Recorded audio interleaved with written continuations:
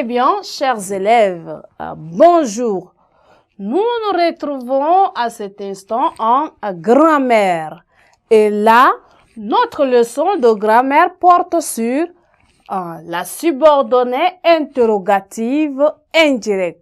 La subordonnée interrogative indirecte est une leçon de grammaire destinée aux élèves de la classe de 4e.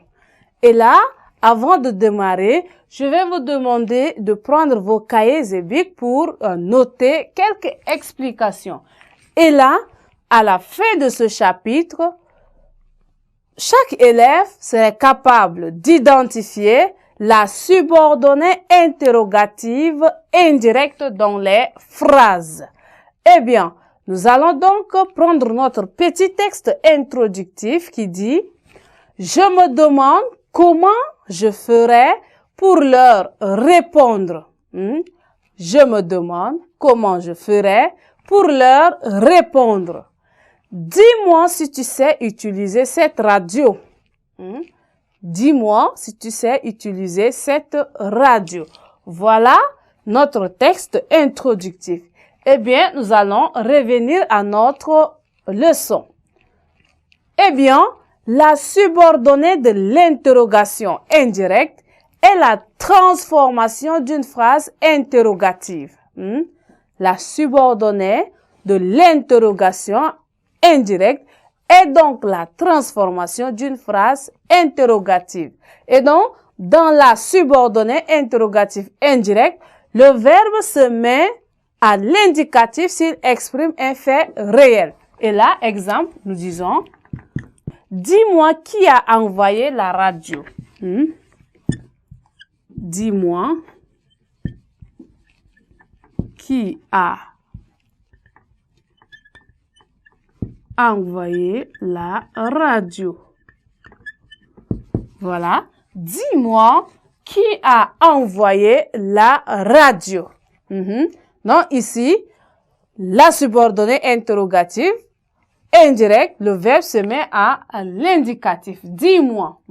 Là, il s'agit de présent de l'indicatif. Dis-moi qui a envoyé la radio. Ou encore, il peut se mettre au conditionnel s'il exprime un fait éventuel ou dépendant d'une condition annoncée ou encore non. Alors, exemple, lorsque je disais, je me demande si Fadiala accepterait ce cadeau encombrant. Je me demande si Fadiala accepterait ce cadeau encombrant.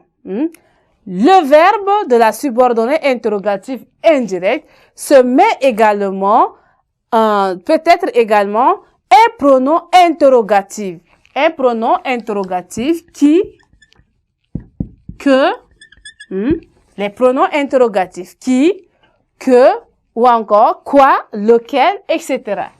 Et là, il peut être également un adjectif. Il peut être un adjectif interrogatif, un adverbe interrogatif. Là, il s'agit de où, quand, combien, pourquoi, pour parler des adverbes interrogatifs et quel, pour parler des adverbes interrogatifs.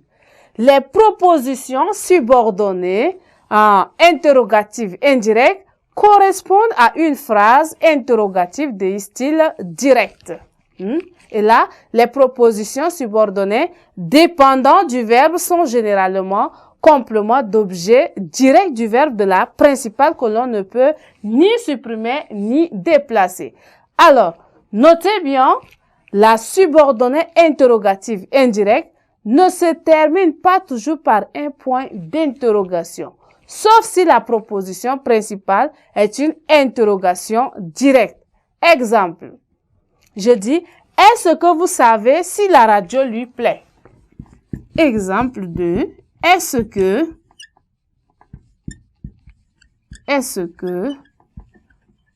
vous savez